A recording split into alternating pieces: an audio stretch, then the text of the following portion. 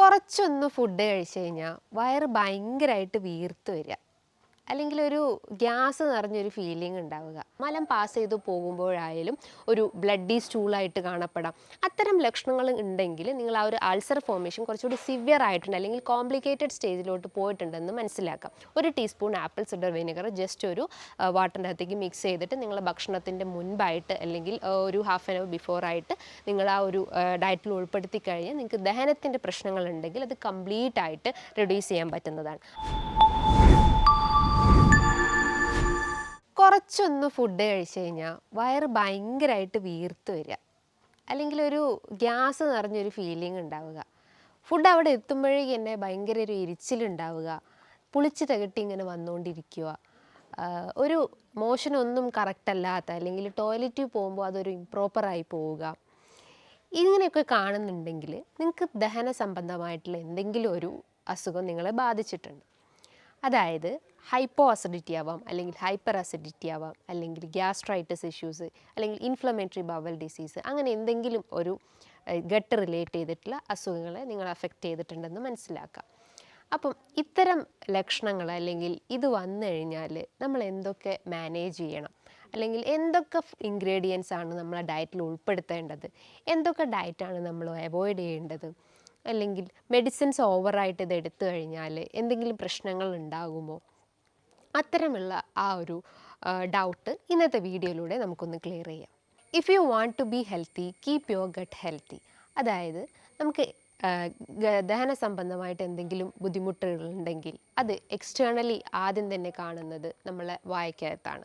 പല ആളുകളും പറയും ഇടയ്ക്കിടയ്ക്ക് ഇങ്ങനെ വായിൽ പുണ്ണ് വരുന്നുണ്ട്, ചെറിയ എരിവ് ഭക്ഷണങ്ങളൊക്കെ കഴിക്കുമ്പോൾ വായിലിങ്ങനെ അൾസർ അപ്പയർ ചെയ്യുന്നത് കണ്ടിട്ടുണ്ട്.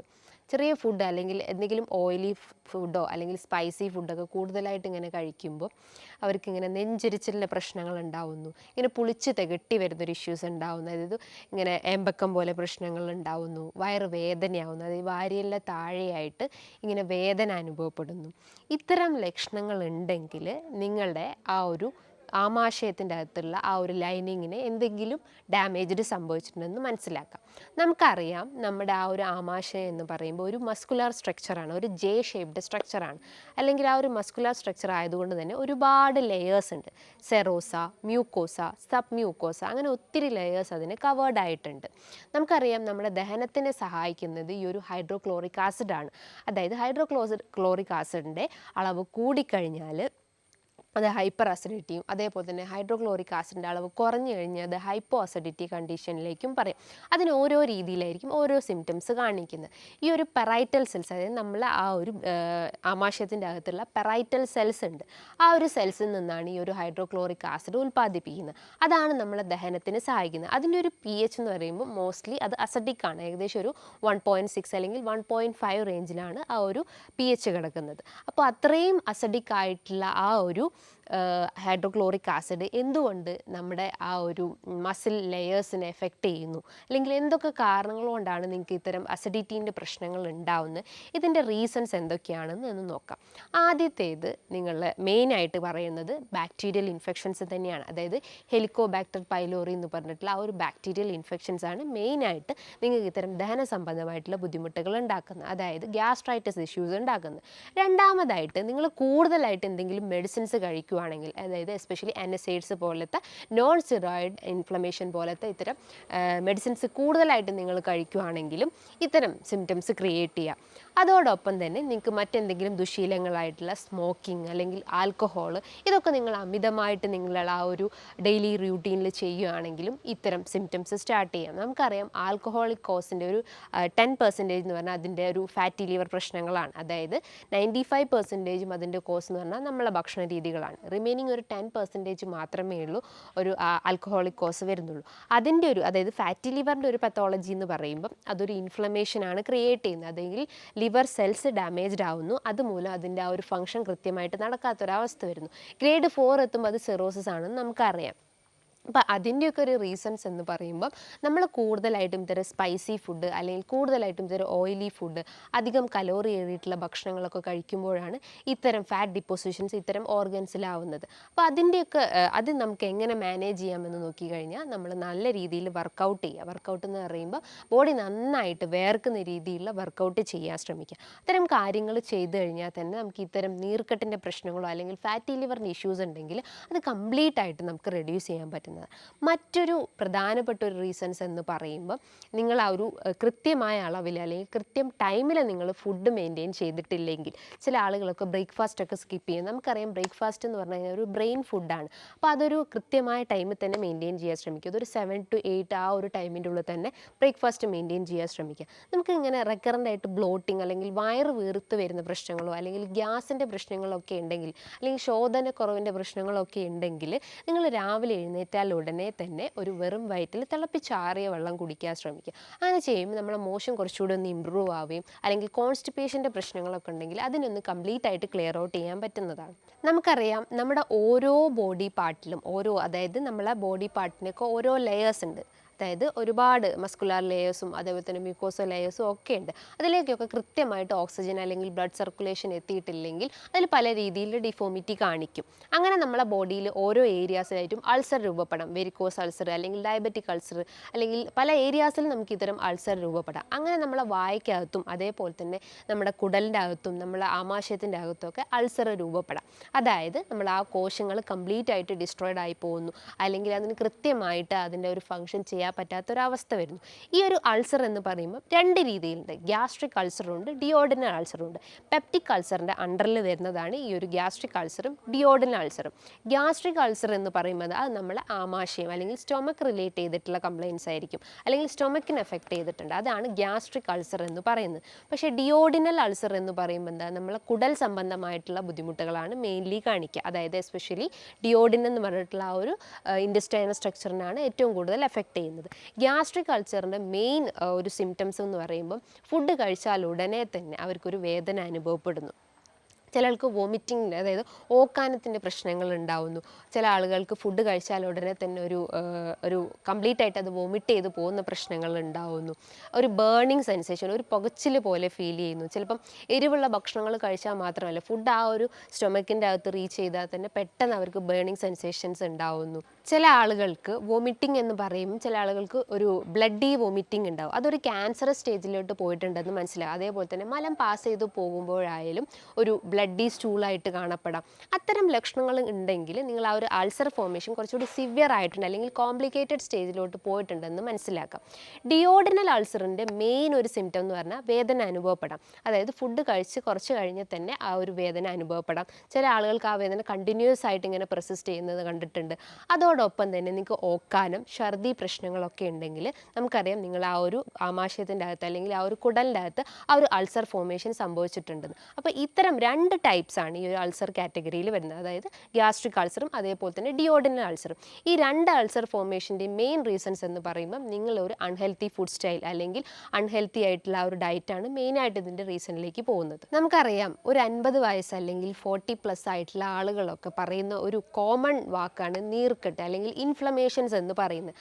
അതായത് നമ്മുടെ കോശങ്ങളെല്ലാം ഡാമേജ്ഡ് ആയിട്ട് അല്ലെങ്കിൽ അതിനൊരു ഡിഫൻസ് മെക്കാനിസം ചെയ്യുന്ന അല്ലെങ്കിൽ നമ്മളെ ബോഡി ഒരു ഡിഫൻസ് മെക്കാനിസത്തിൽ ഏർപ്പെടുമ്പോൾ ആ ഒരു കണ്ടീഷനെയാണ് നമ്മൾ ഇൻഫ്ലമേഷൻസ് എന്ന് പറയുന്നത്. അതിൻ്റെ മെയിൻ എക്സ്റ്റേണൽ സയൻസ് എന്ന് പറയുമ്പോൾ അതിശക്തമായിട്ടുള്ള വേദന അനുഭവപ്പെടാം. ഇപ്പം നമ്മൾ ജസ്റ്റ് ഒന്ന് വീണ് കഴിഞ്ഞാലോ അല്ലെങ്കിൽ ജസ്റ്റ് എവിടെയെങ്കിലും തട്ടിപ്പോയി കഴിഞ്ഞാൽ ആ ഒരു ഏരിയ ഭയങ്കരമായിട്ട് വേദന അനുഭവപ്പെടാം. ഒരു സ്വെല്ലിങ് അല്ലെങ്കിൽ ഒരു നീര് വെച്ച ഫീലിംഗ് ഉണ്ടാവും. ചിലപ്പോൾ അതൊരു ബ്ലാക്ക് അല്ലെങ്കിൽ ബ്ലൂയിഷ് ഡിസ്കളറിലേഷനിലേക്ക് പോവാം.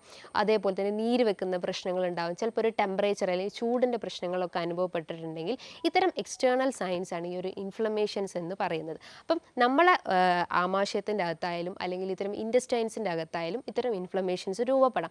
അതിനെയാണ് നമ്മൾ ഗ്യാസ്ട്രൈറ്റിസ് എന്ന് പറയുന്നത്. അതായത് ഐറ്റിസ് എന്ന് പറയുമ്പോൾ ഇൻഫ്ലമേഷൻസ് എന്ന് പറയുന്നത്. ഈ ഒരു ഗ്യാസ്ട്രൈറ്റിസിൻ്റെ മെയിൻ റീസൺ ഞാൻ തുടക്കത്തിൽ തന്നെ പറഞ്ഞു, ഹെലിക്കോബാക്ടർ പൈലോറി എന്ന് പറഞ്ഞിട്ടുള്ള ആ ഒരു ബാക്ടീരിയൽ ഇൻഫെക്ഷൻസ് ആണ്. അപ്പോൾ നിങ്ങൾക്ക് ഇത്തരം സിംറ്റംസ് ഇങ്ങനെ റെക്കറൻ്റ് ആയിട്ട് വന്നുകൊണ്ടിരിക്കുന്നുണ്ടെങ്കിൽ നിങ്ങൾക്കൊരു എൻഡോസ്കോപ്പി ചെയ്യാം. അതേപോലെ തന്നെ നിങ്ങൾക്കൊരു യൂറിൻ അനാലിസിസ് ചെയ്യാം. അതേപോലെ തന്നെ നിങ്ങൾക്കൊരു സ്കാനിങ്, അതിൽ അബ്ഡോമിനൽ സ്കാനിങ് ചെയ്ത് കഴിഞ്ഞാൽ ഒരു അൾസർ ഫോർമേഷൻസ് ഉണ്ടോ അല്ലെങ്കിൽ ഫാറ്റി ലിവറിൻ്റെ ഇഷ്യൂസ് ഉണ്ടോ ഉണ്ടോ എന്ന് അറിയാൻ പറ്റും. അതേപോലെ തന്നെ മറ്റൊരു പ്രധാനപ്പെട്ട ടെസ്റ്റ് എന്ന് പറഞ്ഞാൽ ഹെലിക്കോബാക്ടർ പൈലോറി ടെസ്റ്റും അതേപോലെ തന്നെ റാപ്പിഡ് യൂറിയസ് ടെസ്റ്റും. ഈ 2 ടെസ്റ്റ് ചെയ്ത് കഴിഞ്ഞാൽ നമുക്ക് കുറച്ചുകൂടി അഡ്വാൻസ്ഡ് ആയിട്ടുള്ള ആ ഒരു സ്റ്റഡീസ് എന്താണെന്ന് മനസ്സിലാക്കാൻ പറ്റും, അല്ലെങ്കിൽ നമ്മുടെ ബോഡിയിൽ എത്രത്തോളം ആ ഒരു സിവിയറിറ്റി എത്തിയിട്ടുണ്ടെന്ന് മനസ്സിലാക്കാൻ പറ്റും. ഇത്തരം അൾസർ ഫോർമേഷൻസ് ഉണ്ടെങ്കിൽ നമ്മളെ ഭക്ഷണത്തിലൂടെ തന്നെ ഒരുപാട് ചേഞ്ചസ് വരുത്തി കഴിഞ്ഞാൽ നമുക്കത് മാറ്റിയെടുക്കാവുന്നതാണ്.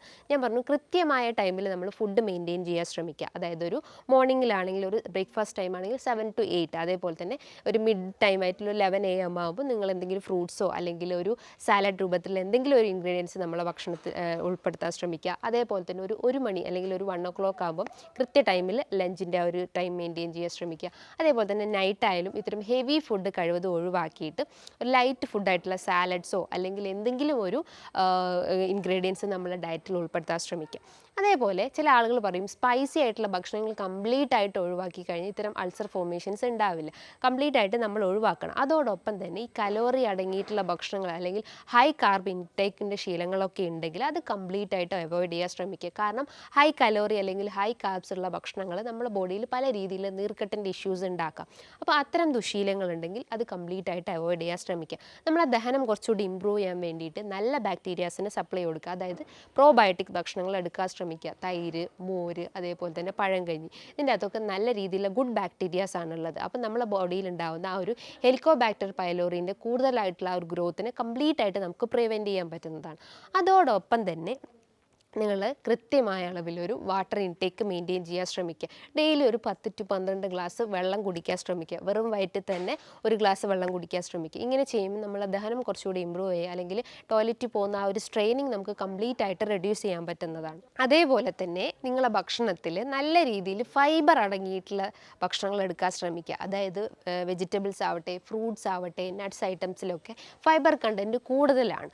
ഏകദേശം 1 കപ്പ് റാഗി നോക്കുകയാണെങ്കിൽ അതിൻ്റെ ഏകദേശം ഒരു 16 milligram ആയിട്ട് ഫൈബർ അടങ്ങിയിട്ടുണ്ട്. അപ്പോൾ കൂടുതലായിട്ടും നാരുകൾ അടങ്ങിയിട്ടുള്ള ഭക്ഷണങ്ങൾ എടുക്കാൻ ശ്രമിക്കുക. അതേപോലെ തന്നെ വൈറ്റമിൻ സി റിച്ച് ആയിട്ടുള്ള ഭക്ഷണങ്ങൾ എടുക്കാൻ ശ്രമിക്കുക. ഓറഞ്ച്, മൊസമ്പി, അതേപോലെ തന്നെ അനാറ് അല്ലെങ്കിൽ പൊമോഗ്രാനേറ്റ്, ഇതിനകത്തൊക്കെ വൈറ്റമിൻ സി അടങ്ങിയിട്ടുണ്ട്. നിങ്ങൾക്ക് രക്തക്കുറവിൻ്റെ പ്രശ്നങ്ങൾ ഇടയ്ക്കിടയ്ക്ക് വന്നുകൊണ്ടിരിക്കുന്നുണ്ടെങ്കിൽ നിങ്ങൾ HB ചെക്ക് ചെയ്യേണ്ടതാണ്. അതുമൂലം നമുക്ക് ഇത്തരം ഗ്യാസ്ട്രൈറ്റിസിൻ്റെ പ്രശ്നങ്ങളിലേക്ക് ലീഡ് ചെയ്യാനുള്ളൊരു ചാൻസസ് ഉണ്ട്. അതേപോലെ തന്നെ നിങ്ങളെ ഭക്ഷണത്തിൽ ആൻറ്റി ഇൻഫ്ലമേറ്ററി ഫുഡ് ഐറ്റംസ് എടുക്കാൻ ശ്രമിക്കുക. അതായത് മഞ്ഞൾ, വെളുത്തുള്ളി, ഇഞ്ചി, ഇതിൻ്റെ അകത്തൊക്കെ ആൻറ്റി ഇൻഫ്ലമേറ്ററി പ്രോപ്പർട്ടി ഉണ്ട്. അല്ലെങ്കിൽ നമ്മുടെ ശരീരത്തിൽ നീർക്കെട്ടിനെ കുറയ്ക്കാൻ സഹായിക്കുന്ന ആ ഒരു ഇൻഗ്രീഡിയൻസ് ഇത്തരം ഫുഡ് ഐറ്റംസിൽ അടങ്ങിയിട്ടുണ്ട്. മഞ്ഞളിൻ്റെ അകത്ത് കുർക്കുമിൻ എന്ന് പറഞ്ഞ കണ്ടന്റ് ഉണ്ട്. അത് നമ്മുടെ ശരീരത്തിലെ നീർക്കെട്ടിനെ കുറയ്ക്കാൻ സഹായിക്കുന്നതാണ്. അതോടൊപ്പം തന്നെ നിങ്ങൾക്ക് വീട്ടിൽ തന്നെ യൂസ് ചെയ്യുന്ന ഒന്നാണ് ആപ്പിൾ സിഡർ വിനെഗർ. അതായത് ഗ്യാസ്ട്രൈറ്റിസിൻ്റെ പ്രശ്നം കോംപ്ലിക്കേറ്റഡ് സ്റ്റേജിലുള്ള ആളുകൾ യൂസ് ചെയ്യരുത്. ഒരു മൈൽഡ് ആയിട്ടുള്ള അല്ലെങ്കിൽ സ്റ്റാർട്ടിംഗ് സ്റ്റേജിലുള്ള ആളുകളൊക്കെ ആണെങ്കിൽ നിങ്ങൾക്ക് ആപ്പിൾ സിഡർ വിനെഗർ യൂസ് ചെയ്യാം. 1 teaspoon apple cider vinegar just ഒരു വാട്ടറിൻ്റെ അകത്തേക്ക് മിക്സ് ചെയ്തിട്ട് നിങ്ങളുടെ ഭക്ഷണത്തിൻ്റെ മുൻപായിട്ട് അല്ലെങ്കിൽ ഒരു ഹാഫ് ആൻ അവർ ബിഫോർ ആയിട്ട് നിങ്ങൾ ആ ഒരു ഡയറ്റിൽ ഉൾപ്പെടുത്തി കഴിഞ്ഞാൽ നിങ്ങൾക്ക് ദഹനത്തിൻ്റെ പ്രശ്നങ്ങളുണ്ടെങ്കിൽ അത് കംപ്ലീറ്റ് ആയിട്ട് റെഡ്യൂസ് ചെയ്യാൻ പറ്റുന്നതാണ്. ഈ പറഞ്ഞിട്ടുള്ള കാര്യങ്ങൾ നിങ്ങൾ കൃത്യമായിട്ട് ഓരോ രീതിയിൽ ഡേ ബൈ ഡേ നിങ്ങൾ ഫോളോ ചെയ്ത് കഴിഞ്ഞാൽ ഇത്തരം ദഹന സംബന്ധമായിട്ടുള്ള ബുദ്ധിമുട്ടുകൾ അല്ലെങ്കിൽ നെഞ്ചിരിച്ചിൽ, ഗ്യാസ്ട്രൈറ്റിസ് അല്ലെങ്കിൽ പുളിച്ച് തികട്ടി വരുന്നത്, അങ്ങനത്തെ പ്രശ്നങ്ങളൊക്കെ ഉണ്ടെങ്കിൽ അത് കംപ്ലീറ്റ് ആയിട്ട് റെഡ്യൂസ് ചെയ്യാൻ പറ്റുന്നതാണ്. ഹോമിയോപ്പതി ആസ്പെക്ട്സ് നോക്കുകയാണെങ്കിൽ ഒരുപാട് മെഡിസിൻസ് ഇത്തരം കേസസിൽ അവൈലബിൾ ആണ്. നല്ല രീതിയിൽ റിസൾട്ടും ഉണ്ടായിട്ടുണ്ട്. പിന്നെ ഇതുമായി ബന്ധപ്പെട്ട് നിങ്ങൾക്ക് എന്തെങ്കിലും ഡൗട്ടുകൾ ഉണ്ടെങ്കിൽ താഴെ കാണുന്ന നമ്പറിൽ കോൺടാക്റ്റ് ചെയ്യാവുന്നതാണ്. നല്ലൊരു ഹെൽത്ത് ടോപ്പിക്കുമായി വീണ്ടും കാണാം. താങ്ക്